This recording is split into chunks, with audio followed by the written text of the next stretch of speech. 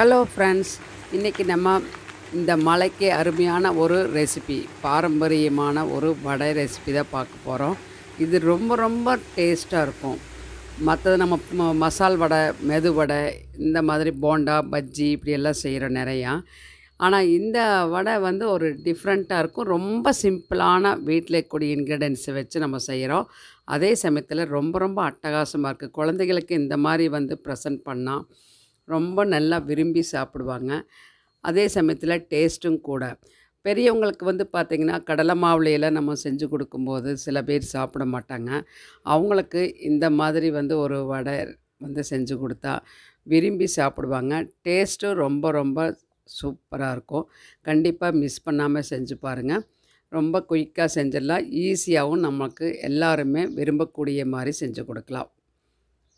Welcome back to Nalini Sundar's kitchen. இன்றைக்கி பாரம்பரிய வடை பார்க்கலாம். அதுக்கு பாரம்பரிய வடைனா அரிசி வடை தான். இங்கே வந்து 1 டம்ளர் அரிசி, இட்லி அரிசி, 1/2 டம்ளர் வந்து துவரம் பருப்பு ஊற வச்சுருக்கிறேன். 2 மணி நேரம் ஆச்சு. காரத்துக்கு தேவையான 6 காஞ்ச மிளகாயும் ஊற வச்சுட்டு, இப்போ காம்பு நீக்கியாச்சு. தண்ணி வடிகட்டி அந்த தண்ணியிலையே நம்ம அரைச்சிக்கலாம். ஒரு 4 பல் பூண்டு, 1 கைப்பிடி சின்ன வெங்காயம், 1 கைப்பிடி அளவு கருவேப்பிலை ஃப்ரெஷ்ஷாக சேர்த்திக்கோங்க. 1 டேபிள் ஸ்பூன் சீரகம், தேவையான அளவுக்கு கல்லுப்பு, இது எல்லாத்தையும் சேர்த்து நம்ம வந்து மிக்சர் ஜாரில் சேர்த்து அரைக்க போகிறோம். இப்போ வந்து அந்த வெங்காயம், பூண்டு, சீரகம், கருவேப்பிலை, மிளகாய் ஃபஸ்ட்டு அரைச்சிக்கலாம். அது கூட வந்து ஒரு 2 கைப்பிடி அரிசி சேர்த்திக்கலாம். இது வந்து நல்லா திக்காக அரைச்சிட்டு வரணும். தண்ணி நிறைய விடக்கூடாது. நம்ம அந்த தண்ணி அரிசி தண்ணி வடிகட்டி வச்சுக்கிறோம். அந்த தண்ணியே தேவைப்பட்டால் 1/2 ஸ்பூன் சேர்த்து அடிச்சுக்கலாம். இப்போ பாருங்கள், இந்த அளவுக்கு அடிச்சிட்டு வந்ததுக்கப்புறம் ஒரு மூடி தேங்காய் கட் பண்ணி சேர்த்திக்கிறேன். இது ரொம்ப நைஸ் ஆகக்கூடாது, அதனால தான் ஃபைனலாக போட்டேன். துருவுன மாதிரி வந்து நம்ம பல்ஸில் போட்டு எடுத்தால் போதும். தேங்காய் போட்டதுக்கப்புறம் மிச்சம் இருக்கக்கூடிய அரிசியை அரைச்சிட்டு வந்தாச்சு. பாருங்கள் எவ்வளோ திக்காக அடித்தாச்சு.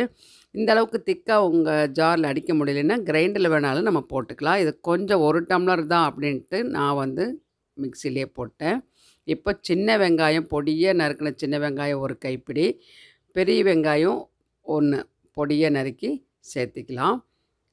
அதுக்கப்புறம் 2 பச்சை மிளகாய், ஏற்கனவே ஒரு 6 காஞ்ச மிளகாய் போட்டிருக்கிறோம். அப்புறம் மல்லி இலைகள் பொடியாக நறுக்கி சேர்த்திக்கோங்க. சேர்த்திட்டு ஆல்ரெடி உப்பு சேர்த்தியாச்சு, அதனால் இப்போ கலந்து விட்டுக்கலாம்.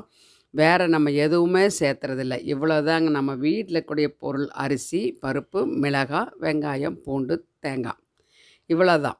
எல்லாம் கலந்து எடுத்துட்டு உப்பு காரம் பார்த்துக்கோங்க.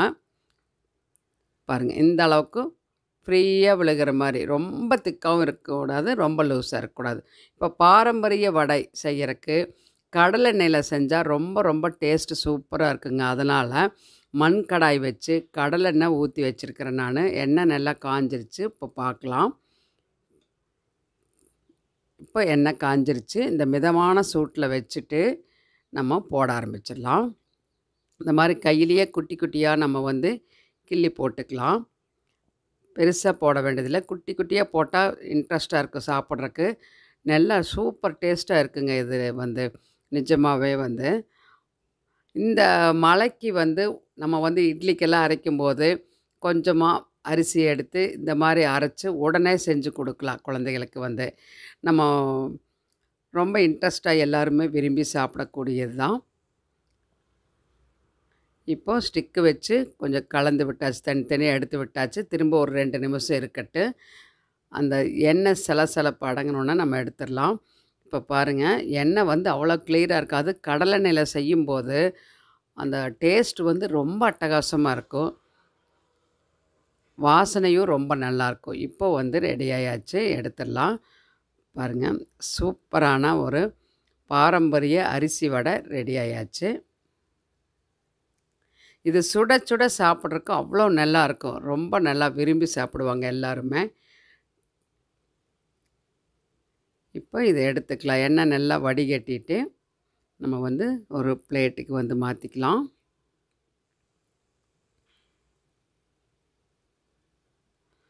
அதே மாதிரி அடுத்த பேட்சும் நம்ம எண்ணெய் வந்து மிதமான சூட்டில் இருக்குது, அதனால் உடனே போட்டுடலாம். நல்லா பார்த்து பொறுமையாக போடணும். எண்ணெய் நல்லா கொதிச்சிட்ருக்கு பாருங்கள். இப்போ இந்த மண் கடாயினால தான் இந்த அளவுக்கு சூடு இருக்குது நம்மளுக்கு. அதனால உடனே போட்டுறணும் லேட் பண்ணாமல். அதனால் சிம் பண்ணி வச்சுட்டு போடுங்க. போட்டு முடிச்சுட்டு கொஞ்சம் அதிகமாக வச்சுக்கோங்க. ஹை ஃப்ளேமே வேண்டாம். மிதமான சூட்லேயே இருந்தால் தான் நல்லா வந்து வெந்து கிடைக்கும் நம்மளுக்கு. பாருங்கள், இப்போ எல்லாமே இந்த ஸ்டிக்கை வச்சு தனித்தனியாக பிரித்து விட்டுக்கலாம்.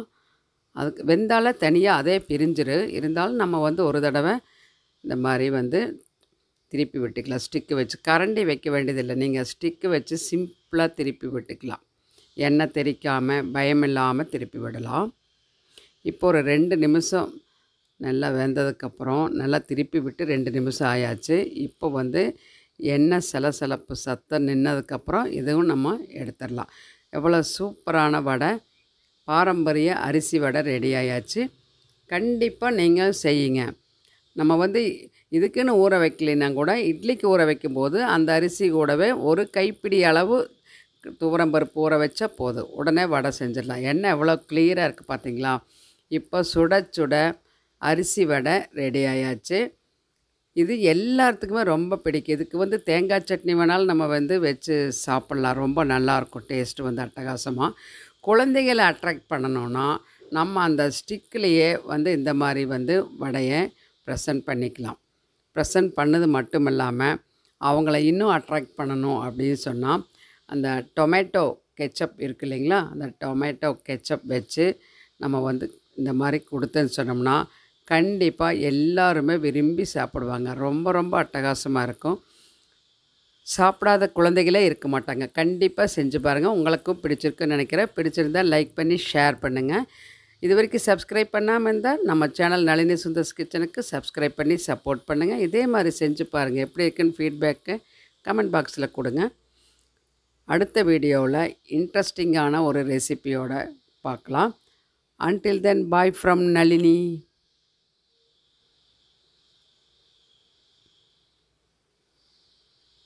இது என்னோட டாட்டர் தியா குட்டிக்கு கொடுத்தாச்சு. தேங்க்